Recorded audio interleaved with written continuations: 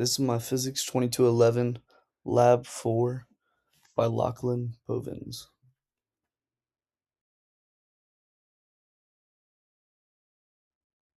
Okay, so now on to the introduction. For the experiment part, we're going to examine the motion of a spring mass system in which the mass swings in an arc while oscillating on the spring using the tracker app. We're going to look at the observed position data of the mass x versus y. And then for the computational model, we will use GlowScript, and this will look at the expected trajectory data of the mass, and we're going to look at x versus y, and also the changes in energy shown on a graph. And the purpose is we are going to use Newton's second law to compute the expected position data of our projectile.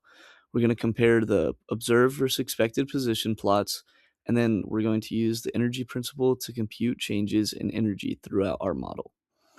And then for the results summary, the observed and expected x positions match very well. The observed and expected y positions match as well, but with slight deviation.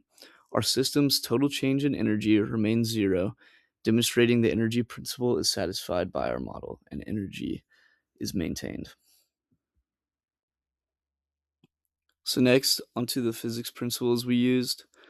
In this lab, we introduced the energy principle, and this is the energy principle in all of its forms that we're going to be using during this lab. And then we also used Newton's second law with the velocity update formula, the position update formula, and just the standard formula. And these were used to compute the positions and expected versus observed.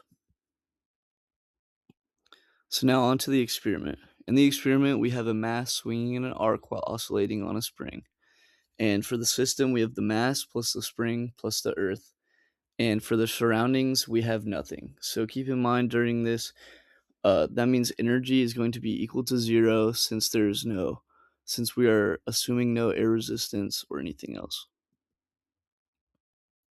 I then used the tracker app to observe the position of our mass swinging on the spring. First, we put the origin at the fixed spot on the spring, and then found the position, which I found was negative 0.122, negative 0.632, and 0.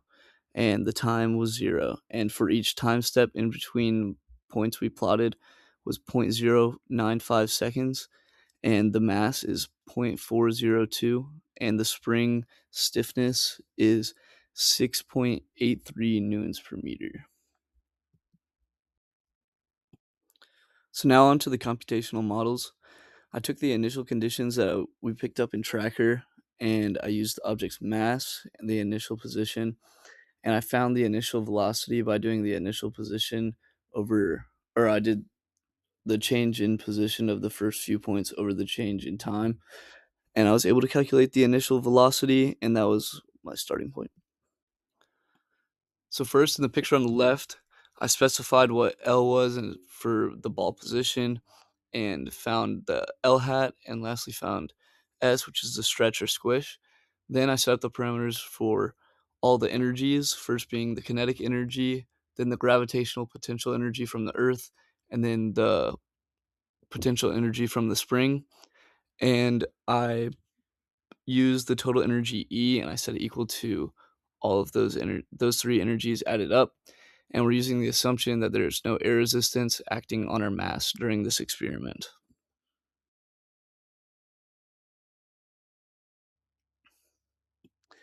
So pretty much in the calculation loop, I found the total net force would be F grav plus the F spring, and I would update the spring after finding the new velocity and positions, and then I would calculate the energy changes of all the different energies, and then it would loop again.